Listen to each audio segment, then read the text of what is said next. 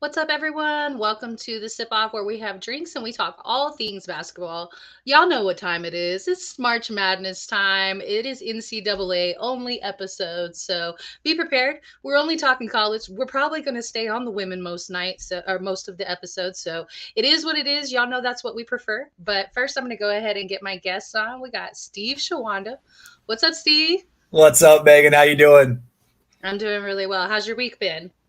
It's been great. And like you said, I mean, this is the time of the year right here. Like this week, basically from, especially today though, but if you're going to be, smaller in the window, definitely from like today until next week, Sunday or Monday, when that first and second round are done of both tournaments, like that's locked in time because you got conference tournaments. Obviously, most of the women's tournaments are already done and the automatic bids are already spoken for. Men still have a whole bunch more, but it's for the conference tournaments. I like the conference tournaments more for the one bid leagues because it means so much more to them because they know their only chance of getting into the big dance is winning the conference tournament. They can win 23 games. It doesn't matter if they lose in the finals, they're not getting in. So I love conference tournament week. Very excited. Thursday night. There's been tons of upsets today. I'm looking forward to it already. It's been great, and I mean we're 3 days away now. 3 days away from Selection Sunday. So, Selection Sunday. Yeah, let's do it. I mean, I guess it's also St. Patrick's Day, but whatever. It's Selection Sunday. Yeah. Look, Kennedy's birthday is the 19th, and that's about the only day that I hone in on anything other than basketball in the month of March. So, or even probably the first week of April. I lucked out this year. I get to focus on some baseball as well, but we'll talk about that later. Yes. All right. We got Joseph Jenkins also in the studio. What's up, Joseph? What's going on? What's happening? How's your day? How's your week? I'm so happy that we're closer to the end of the week because I've been getting some really good sleep, and now I just want to sleep more and not have to wake up and go to work. But we're here. How you doing? What is everybody drinking tonight? Go ahead, JJ. Take it away, Steve. No, I'll say right now I've switched to my normal show drinks, which is some Miller Lite. Will hasn't been on for a while. Screw him. No more Miller Lite. It's Miller Lite. And then of course Jaeger bombs. But I will say, in the issue of full disclosure, that new Crown Royal Blackberry or whatever. Oh, is it good? I haven't tried it. Found a bottle of that this evening, and I had a little Crown on the rocks earlier. So as we know, liquor before beer, you're in the clear. It's pretty good. I'm not gonna lie, it's pretty good. Okay, yeah, I haven't tried it yet. Yeah, it's pretty good. Joseph, what are you drinking? So right now I just have my ginger ale, and once I get inside, I'm gonna put some of my best friend Amsterdam pineapple in there. And bye, Will. Wait. He's just joking. Will, you can't come on because you're at work, but you can join us. Like, wait, what? Hold on, I ain't gonna lie, because I have done that. I have done that before. He says we all got you. He's got to meet you guys. So I am drinking. I mean, nothing too special. Some Prosecco, some Head Snapper. Okay, I like that. Just some. You always keep it cute. You always have the cute drinks. Like, it's so cute, and I love it. Thank you. Well, she's staying. All right. Okay. Hey, Kirsten, how are you? Yes, Tyler, we do have room. I'm about to send you the link real quick. Okay. But before we get there, cheers to everybody. And then we are going to jump into women's basketball because we have so much going on. So much. Are we going to talk? Never mind. I'll just play it out. He said, I'll just play it out. All right, Joseph. I love you. I love you too. This is why we have the drinks, y'all. All right, so let's talk about automatic qualifiers. What we got going on so far, which it was obviously updated today. There have been some others that have added to it. Eastern Washington is an automatic qualifier. Texas, automatic qualifier. Big 12 champs, you know. Then we got UT Martin. South Carolina, we will definitely get to that topic. And then we got South Dakota State. There's Will. What's up, Will? Hey, Will. I'm at work. So much for you to grace us with your presence. No, I know. I just wanted to pop on real quick and say hello to everybody. Oh, Thank good. you. Well, we're glad that you could pop on. We see that you got your work uniform on, so Right. Get that money. Yeah. I'm really mad. They got me working back to back. You need me to I'm call a working complaint? 12 to I 9 sound really tonight, well. I so- can make it really convincing. Wait, what time are we ending? 9, right? well, about 10 minutes before, about 8:50. Yeah. Hey, Will. Eastern. Will, you want me to call and make a complaint on your behalf? I sound real convincing. Trust me. I can do it. I would love it. Oh, I no. would love it. I should be on next week for sure. No problem. Did you is there anything that you wanted to shout out real quick? We know your girls won the Big East. I'm going to do real quick because I don't want to get caught. My girls killed the awards this year for the Big East. I think we've got Freshman of the Year, if I'm not wrong. We got Player of the Year, and we got Coach of the Year. And then my Tar Heels, we got Coach of the Year and Player of the Year. And we are playing, I think we're playing Pitt tomorrow in the quarterfinals for the ACC tournament. Yeah. That's what I got. And the team he's talking about, you guys, is UConn. They ended up winning the Big East for the women. Paige definitely got MIP or MVP. So love that for her being able to come back this season and coming off that injury. And she's coming back next year, so I think she's going to do it again. But I wanted to point something out real quick. I don't know if you guys saw the quote by Caitlin Clark. Said, I almost went to UConn. I'm like, oh my God, her and Peyton on the same court that would have been probably like 4 national titles in a row, maybe. We got to see it. We've got to see them on the same court before, or on the same team before, because they have played Team USA together. So we will be able to see that in the future, because I can't see them not being on Team USA. Man, I find it awesome because I like Paige. Steve likes Caitlin. I also like Caitlin. He has respect for Paige. So we kind of we have a chemistry just like those two. So it's the girl that I want her to legally change her name to Paige Buckets. Yeah, I got love for Paige. Yeah, got it for sure. Right. Oh, yeah. Okay, so going back to the automatic qualifiers, so we got South Dakota State. We got Rice. Rice punched their ticket yesterday. That was a really exciting game. Bye, Will. Thanks for popping in. Yep. See you guys. That was a really exciting game. If you can watch any of the highlights of that. Can I just say we are such bad influences on him? He up here cheating on work to talk to us. Girl, we gotta do better. I'm telling you, we gotta do better. We are such bad influences. That's funny. Then we got Richmond, Presbyterian, Green Bay, UNLV. Did y'all see that UNLV, their conference championship? That was a really good game as well. USC, that was an awesome game. Them and Stanford. Then Chattanooga, Marshall, Portland. Portland upset Gonzaga for their conference championship. That was a really good game as well. Notre Dame and UConn, and then Iowa, of course. So let's talk a little bit about the conference championships. Most of them took place on Sunday as far as the Power 5 conferences. Big 12 took place 2 days ago. So that was a really good game, and I'll talk about that one whenever y'all are done. Steve, talk to us about Iowa and Nebraska, because something that I forgot going into this game was that Nebraska had upset Iowa during the regular season. So there was a little bit of a beef there, and the game got chippy. Let's talk about it, Steve. Yeah, there was some bad blood there, and not only did they obviously beat them. They had obviously Coach Peter did like about playing music at the free throw thing, and so yeah, there was a little bit of bad blood. It got chippy, and yeah, Caitlin did not play well. Really, I mean she definitely in the first half. In the first half, she definitely shot poorly in the first half.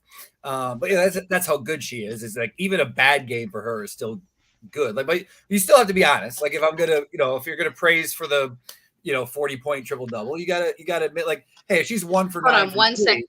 Hold on 1 second, Steve. We got Tyler. Hey, Tyler, it's been a minute. I know, right? What's up, guys? Good. How you been? Good. All right, we are talking about the women's conference tournaments right now. Steve is going to talk about Iowa and Nebraska real quick. So that's what we're talking about. Yeah, but so I mean, it was a good. Who's Steve wearing? Will, I'm wearing the Southeastern Oklahoma State Dennis Rodman College jersey. Love it. Okay. To answer Will's question. My God. Southeast Oklahoma State Savages. There you go.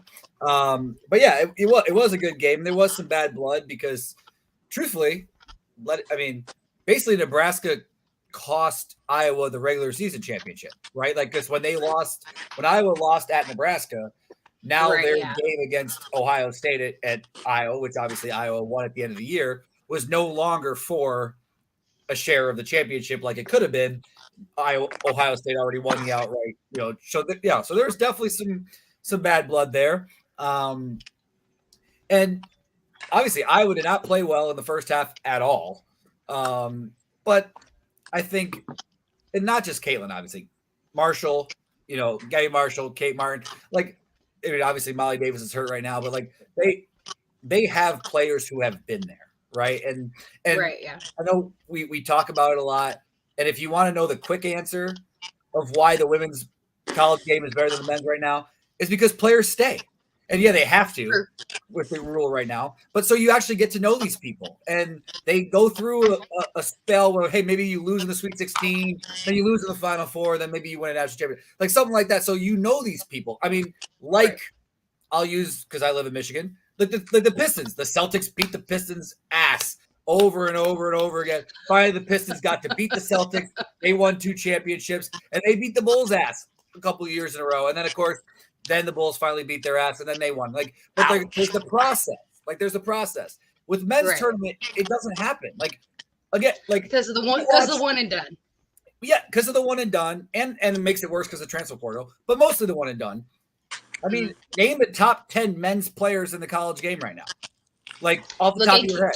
Off the top of your head. KG said this on his podcast earlier this week to Paul Pierce, and he was talking about that the energy, and there was just a lot going in to the women's tournament, and how excited that they know the female players, and that on the guys' side of things that nobody could really list the top 10 players right now. I mean, I'll say this: we know RJ over there at UNC.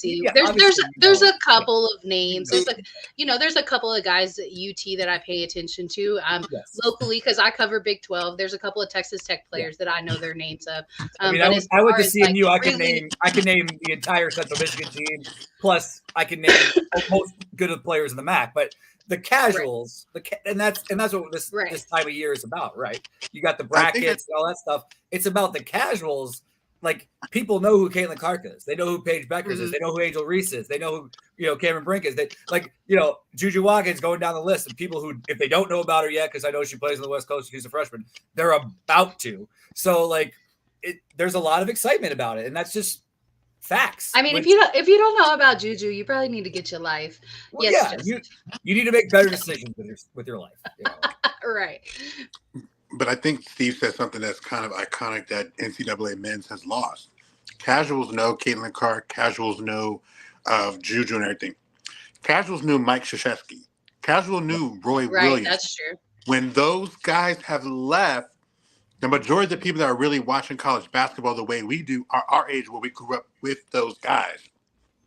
Honestly, I truly believe it's that way. And unfortunately, these coaches don't get a chance to develop these guys as they used to, because when you think about top-tier tournament teams, most of them were seniors and juniors. The North Carolina team that won with Tyler Hansborough and them, they were mostly seniors and juniors, and that was one of the most dominating. The last team, and I love this coach. I think the one coach that actually is the best coach, in my opinion, in college basketball is my man up in Villanova. That guy, he's the one that had the last, in my opinion, Jay Wright. Jay Wright. Mm-hmm. And so he develops teams. But in terms of the women's game, I bet he's gone too. Yeah, he retired too. Yeah, he retired. Oh, he did. As well. He retired even more so. And actually, Rick Pitino made that point. And I'm not a Rick Pitino fan because he shouldn't be coaching right now. It's a travesty. Mm-hmm. He's a whatever. Johnny's probably gonna still get in, but yeah. No, I'm just saying, like, he shouldn't have a job because he shouldn't be in jail. But that's a whole other story. The fact that Christian Dawkins was the only person that served jail time from that whole thing is freaking hilarious. But that's a whole other topic we get into on another day. But like he said that about Jay Wright and developing your players and people will look at it like, oh, see, these old coaches don't like it that now these players are making just as much as they are or making more money than they are or make it whatever. But the fact of the matter is like, and JJ, to your point exactly, the casuals knew the coaches. You knew Coach K. You knew before. I mean, if we're gonna go back, you knew Dean Smith. You knew Bobby Knight. You knew Bill Self. You knew Pitino. You knew John Calipari, Izzo. Like you knew the coaches. And Gary then each year they have new players, and so you follow the team though more because of the coaches. But now it's like.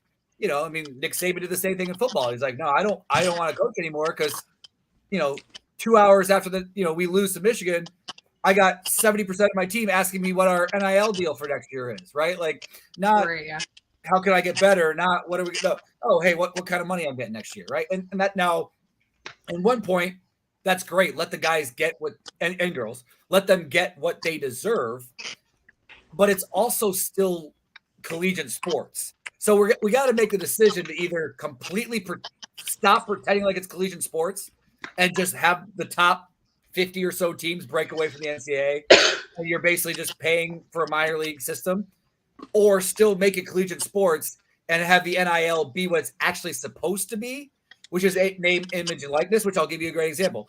My son's 13.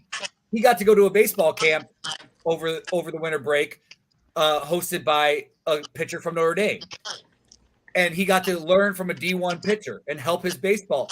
That's something that a couple of years ago couldn't happen because that kid couldn't charge $50. That kid couldn't charge $50 to teach, a teenager, right? That part's good. The whole like, hey, we're just going to give you $150,000 just if you come here. You don't have to do anything. That's not the intent of the name, image, and likeness rule. Right, but the NCAA fought so hard for so long that now it's so far in the opposite direction that, again, I mean, we could give up 4,000. Like, I was going to say that. Maybe they shouldn't have been, like, greedy-ass criminals, basically. And that's basically what they were doing. And, if we go back to what it was before, guys, it was operating on a criminal level. There was a criminal aspect that went along with it. And a prime example, y'all know I do this every time, Baylor. Yep. What happened with Coach Bliss at Baylor? That happened because somebody was getting paid under the table. But okay, let's move on a little bit. Joseph, talk to us about, I know the Big Ten tournament was important to you as well. We talked a little bit about Maryland and their matchup with OSU. Let's talk about that. And then let's talk about their matchup with Nebraska. Well, I actually was very proud of them. I was actually at work. And so when I got the notification from you, I was very proud because I'm not going to lie. I love seeing my team in the tournament every year since I can remember. And unfortunately, this was a very challenging year. So I still don't know if they're going to get there. But that win was a big win to help them improve their resume. The Nebraska, eventually Nebraska went on because they ended up going to, I believe, the final and lost to Iowa, correct? Because they beat, I think, Indiana or another one of the other top teams too. They did beat Indiana, yeah. I'm okay with where the team is. You can't stay great forever, but I do hope that Maryland, I hope that maybe they're not appealing anymore, where the name, image, and likeness kind of dictates people to go other places. But Brenda also does have to kind of, I think, has to kind of adapt a little bit. If you're not going to land the iconic star like LSU has done with like Haley and Floje and Angel, you're going to have to kind of lessen your approach on these girls, Right. because they will move if they want to. They will move. And you are definitely in an area that is full of great basketball talent. The DMV is a great pool of underrated basketball talent. I don't know, but I'm excited. I hope they get it. But if not, hey, we tried. Okay. All right, Tyler, talk to me about any of the conference tournaments that you got a chance to see. What stuck out to you? Yeah. So I think the Big Ten is the best conference in women's college basketball. I just do. Okay. I think, I think everyone talks about like South Carolina and Tennessee and stuff like that with the SEC. But when I look at the Big Ten, like, it's not just Iowa. Like, Caitlin Clark, amazing. Love what she's doing. I have a daughter, so I love watching what Caitlin Clark is doing. It's amazing. It's so good for the sport. But I look at it and it's like Ohio State's legit. That could be a Final Four team. That could be a team that goes to the national championship. Nebraska is dangerous. That's such a gritty basketball team. They I are. see them going on a deep run.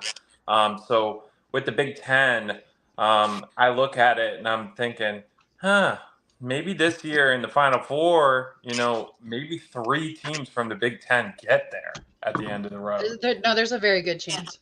Very good chance. I could see Iowa matching up with a Nebraska or Ohio State to see who goes to the national championship. I could see South Carolina getting tested, by, maybe one of those teams. Maybe Ohio State plays South Carolina and spoils South Carolina's run in the Final Four. So yeah, the Big Ten's really interesting to me.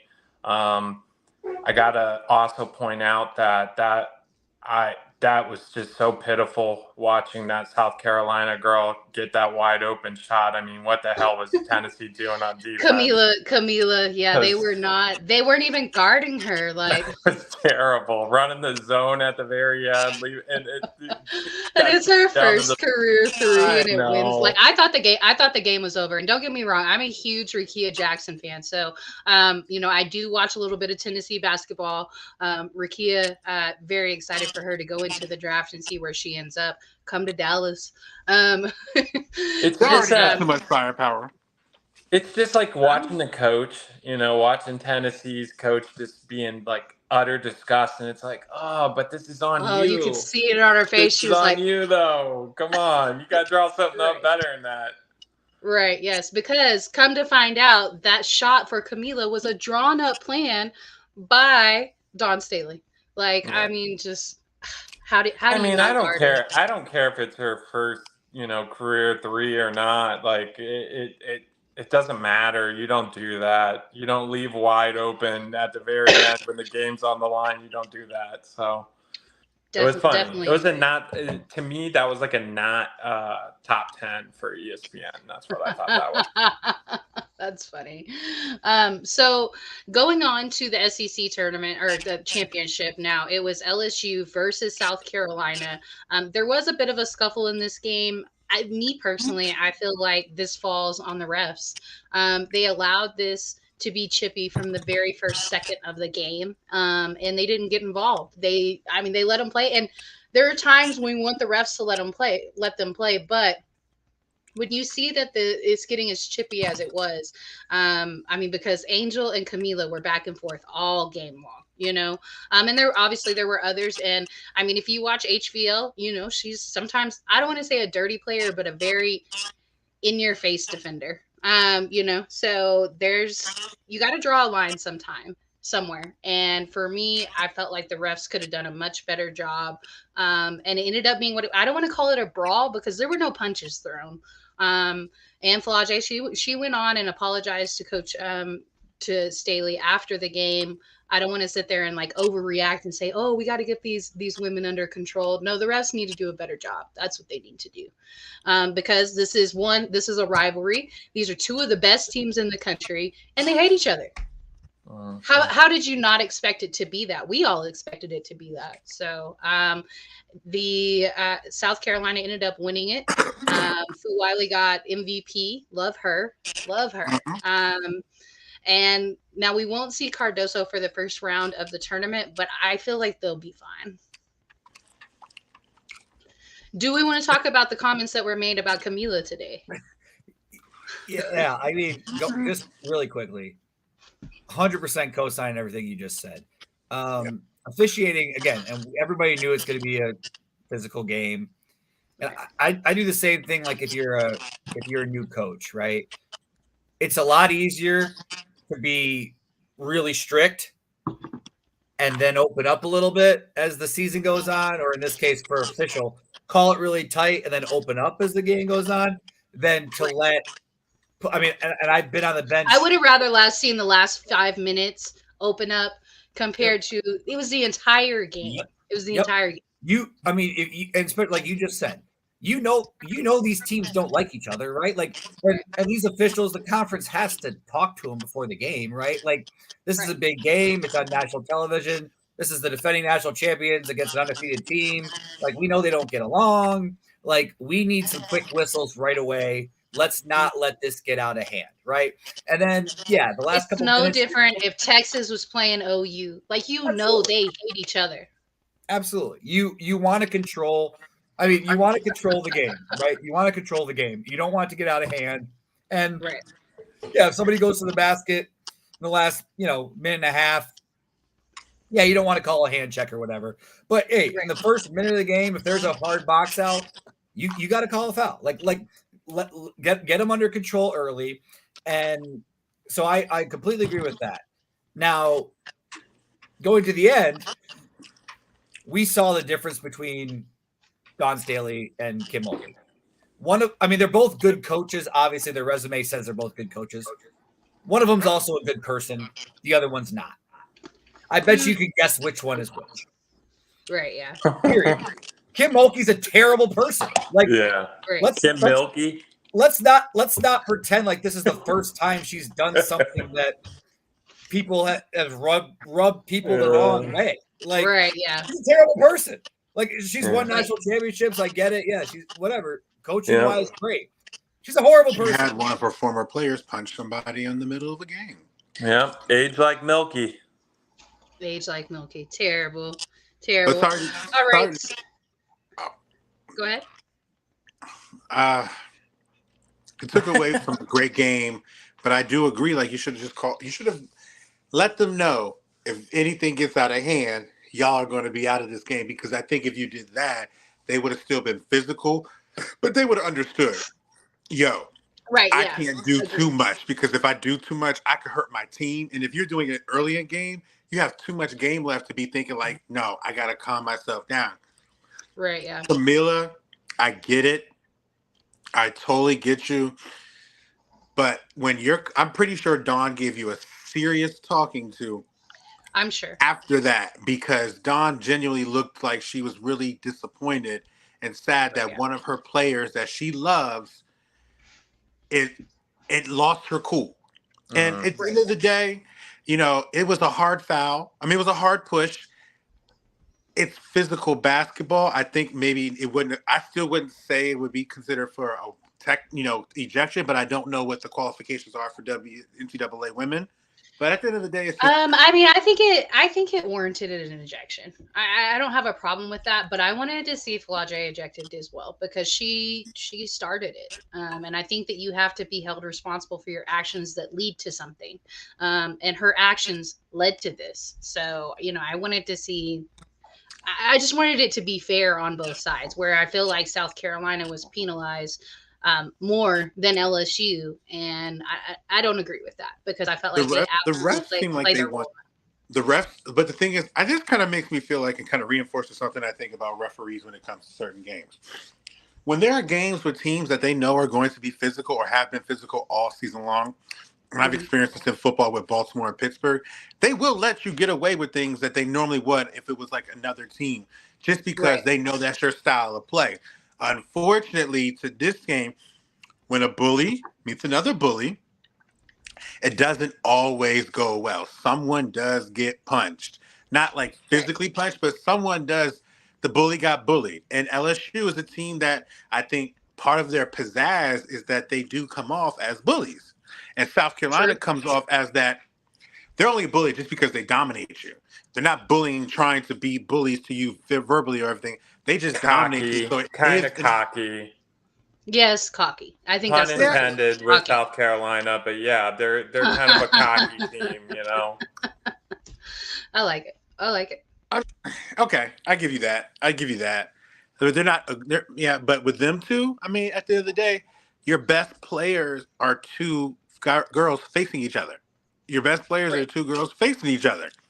And now Camilla, it's like, you made it, but I wouldn't be surprised if Dawn even sat her for like a half of the next game of the tournament if they advance, just because Dawn strikes to me as someone that loves her players, but she's also going to show them that you're not able to there are better ways we conduct ourselves, and the real get back is getting that title and winning. So like maybe sitting Well, at half. and I definitely think Dawn is somebody, she's one of those, like you said in the chat earlier today, she's one of those people that when she speaks, you listen.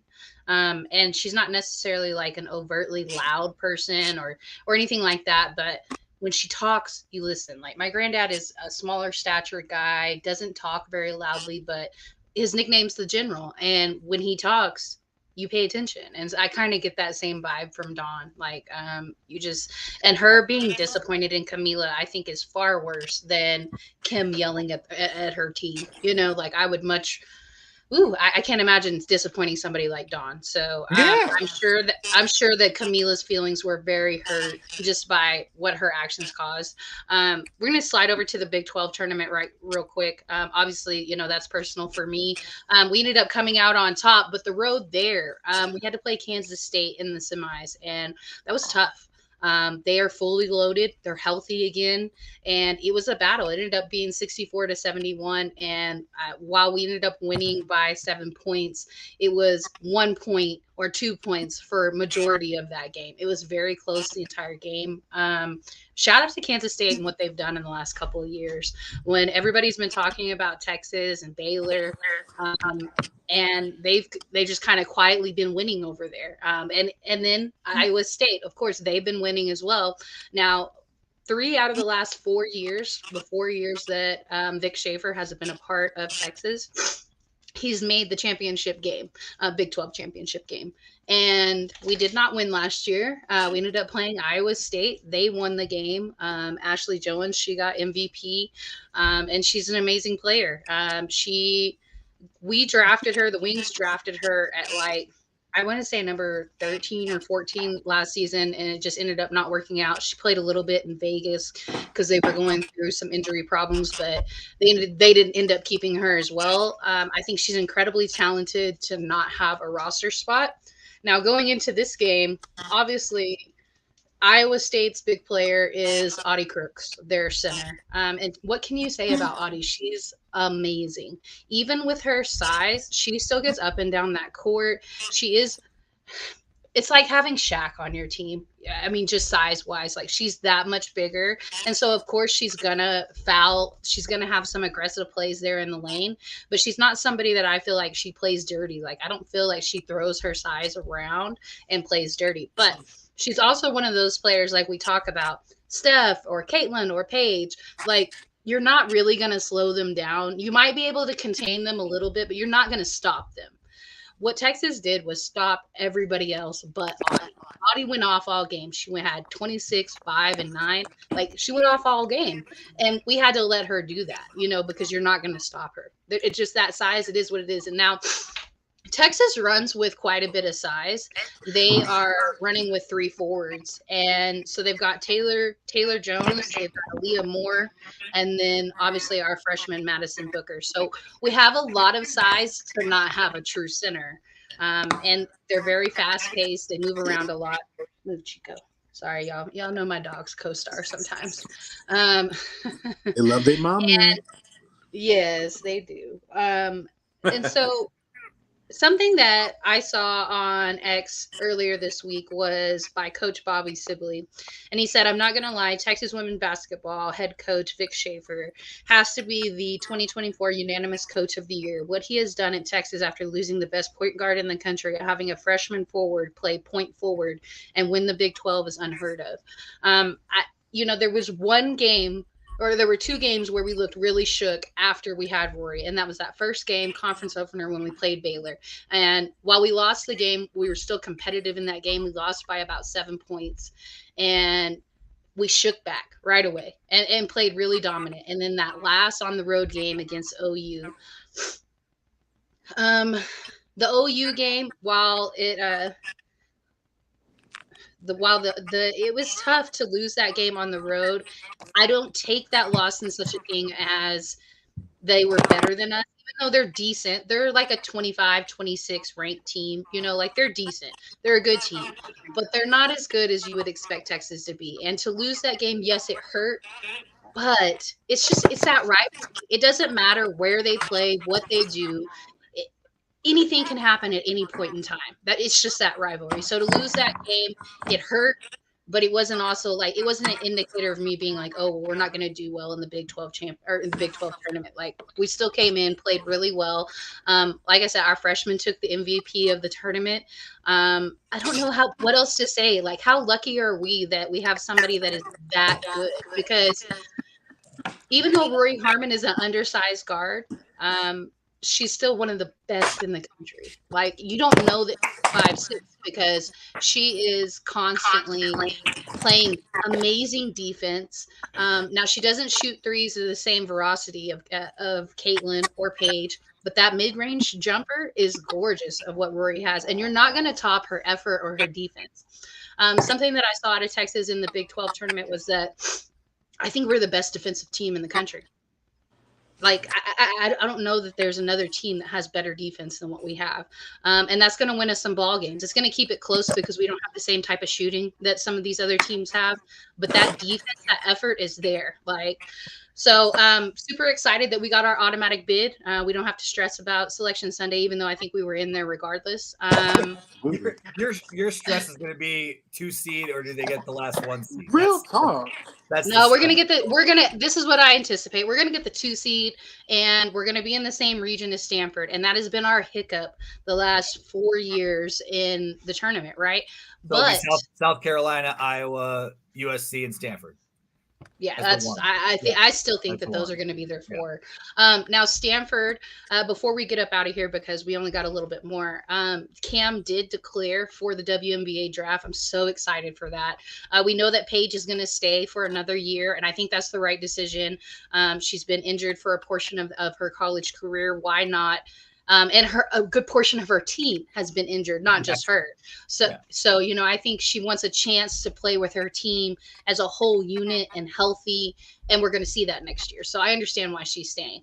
Cam, we didn't know on senior night. She said, hey, I'm not sure. We don't know what I'm going to do. And then she just announced yesterday that she's going to go. So it's looking like she's probably going to go number 2 in the draft. Obviously, depends on how the tournament goes.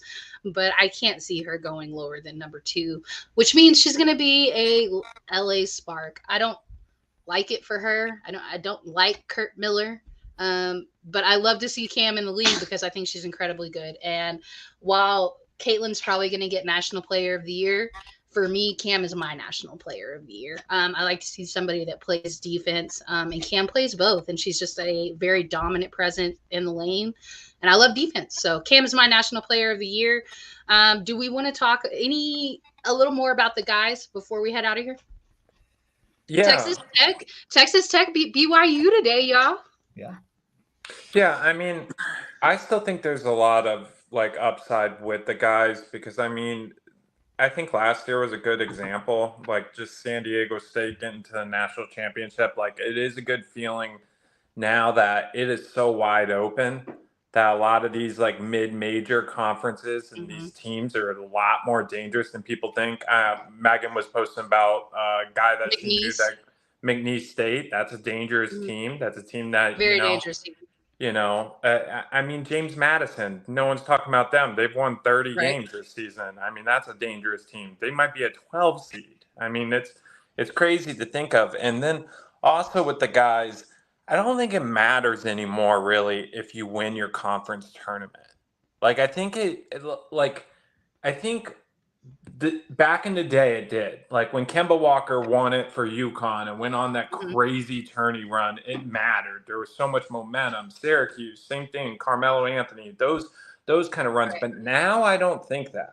Now I look at it and I'm like, the third, the fourth, the fifth, team in the conference can make a run to the Final Four. Right.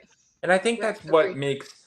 See, I like both of them for different reasons. Like with the women's, you got all these power hungry dogs. I'm super close to FGCU down here in Florida. And they got an automatic bid as well, right?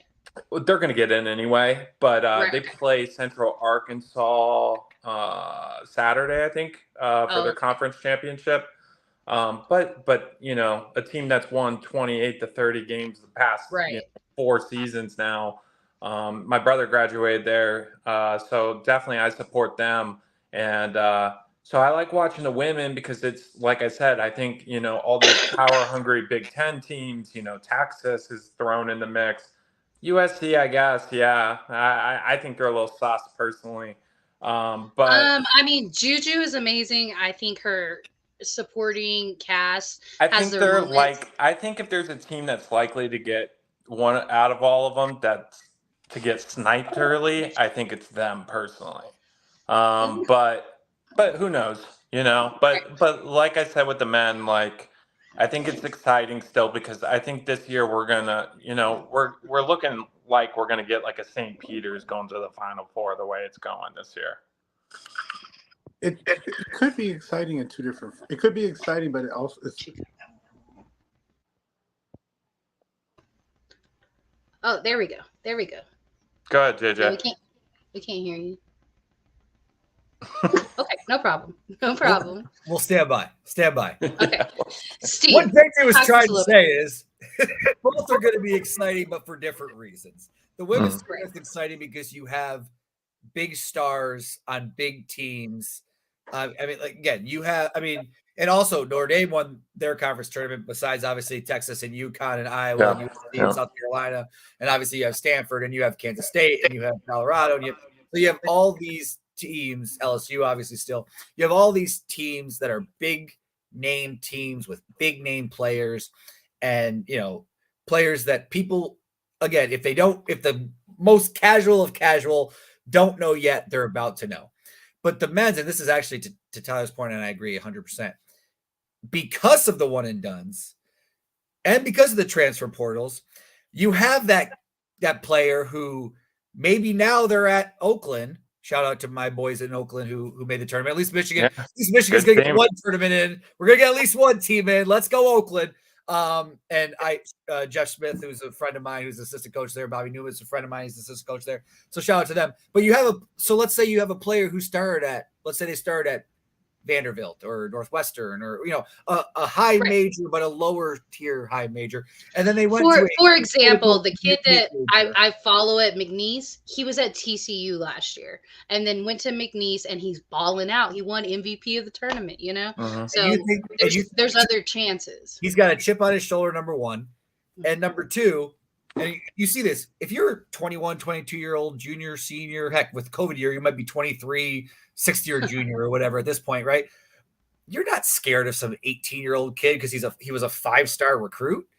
Like, he's projected to be a lottery pick. Well, so what? Like, when I was 21 and 22, I was physically stronger than I was when I was 18 too. So of course a D1 athlete's going to be, right? So like, and to Tyler's point, like those quote unquote mid majors, they do have the juniors and seniors. And they do have the guys who have been through the wars and and they're not going to be scared because, we're the 12, let's say we're the 12 seed and we're playing against the 5 seed. Yeah. I mean, hell, 15 seeds at this point. Yeah. I mean, they're good, Yeah.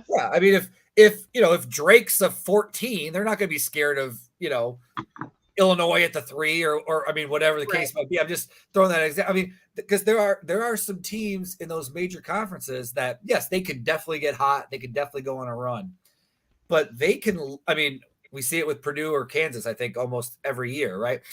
It's hard for them to get out of the second round of the tournament, no matter what kind of talent they have. There's those certain teams that you're like, yeah, on paper, if those two teams play each other 10 times, the Purdue's of the world might win 8. But if one of the two team times they play was the time they lost, well, you're done. And now all of a sudden we got a 12 seed in the, Elite 8. So I got 2 more points to add before JJ hops back on here. One is NCAA, please let Indiana State in this, because I want Kareem Abdul-Jabbar in this tournament. You guys know about Kareem Abdul-Jabbar? Yes. Yeah, I need him in it. I need Avila in this tourney. He is must-watch TV. I need Indiana State in it. I think it would be sweet if they got in. They played like Michigan State in the first round. That'd be fun. Get a little Larry Bird, Magic Johnson little thing going back. That'd be cool. Hey, after all, it's a TV show, right? At the end of the day, March Madness is a TV show. Yeah. We want ratings. Yeah. We want ratings. Come on. To Steve's point, yeah, absolutely. And Megan knows, and everyone knows, I went to school with CJ McCollum. So I watched Lehigh do this to Duke. They weren't scared of Duke. CJ didn't get a lot of offers. It was mostly because of grades at the time in high school. Still was a super athlete. Still got someone to take a chance on him. Became a star. Made the NBA. I think that's what a lot of these mid-majors also have going for them, is they got a chip on their shoulder because they don't have NIL deals. They don't have all this. Hey, am I going to get picked in the top 60? I mean, look at Dame Lillard. Dame Lillard came from Weber State. I mean, a lot of these guys come from mid-major, they're really good players that come from mid-majors that make their name through the NCAA tournament. Yeah, so I think even if it's, and to your point, even if it's not a top 60 you're getting the NBA, maybe you got enough film out that you get an agent, you're still going overseas, and you still get to play basketball for a few more years. And even, again, I know I still haven't made it. Because there's those of us that we love basketball, but we're not good enough to play. 90, $250,000 a year to play basketball. You're doing a great job. I know my friend Mike Mansell, basically all he did after 2003 was sent the film from the Creighton game when CMU beat Creighton and Kyle Korver and them. He had 25 points in that game. He basically sent that film to people and played professionally for like 8 years from that film alone. Like you make a living playing basketball still, so if you're the Dame Lillards and the CJ McCollum, like that people know, but even if you don't, or even if you don't get into the league and become an all-star or whatever, it's a big opportunity for those guys. And like you said, they're not going to be scared. They're not intimidated. They're like, especially, today's age, right? Like, I played against him in AAU, or we went to the same. And I think AAU the same camp together. In the way things are today. I'm not worried about him. And then my last point is, I'm actually curious about Purdue, because one team that I'll say years ago that really kind of impressed me with things was how Virginia handled losing to the 16th seed. They lost to the 16th seed. They came back the year after. They won the whole damn thing. And that's the same thing with Purdue, because Purdue's in this situation now that mostly everyone, all of us basketball, people who watch all the time are all thinking, I ain't picking Purdue on my bracket. I'm not picking Purdue. I am not. They'll find a way. Yeah. And it's not watch out, because the team is still as talented, and they could make a naysayer out of all of us. And I'm telling you this right now because I'm not going to pick Purdue. But they could, because I'm not going to pick the Boilermakers. I don't trust it. It's like Gonzaga for me. Like, everyone tells me Gonzaga all the time, and I'm like, no, I'm done with that. That team chokes. That's what they do. They're the Atlanta Falcons of college basketball. We got to cut out of here because I have a space going on Twitter here in just a little bit. Those of you who are watching, the KKN ladies are going to be talking about our bracket challenge. We're not going to be on long, 20, 30 minutes at the most. We're going to talk about the bracket challenge. And if y'all feel like coming and joining on Twitter, feel free to come on there. And on the guys side of things, I'm rooting for Marquette. y'all know it always comes back down to Texas. Shaka Smart, their former coach, would love to see him get past the Sweet 16 because the Sweet 16 been kicking his ass for about a decade and a half. So Respect. I'm rooting for you, Shaka. I love you. All I'm going to say is let Indiana State in, NCAA. Let Indiana State in. We need them in. All right, guys. We are done for the night, but thank you everybody that shared, watched, commented. We appreciate y'all, and we will be back next week for sure. Thank you so much for Have a great Selection Sunday, everybody. Yep.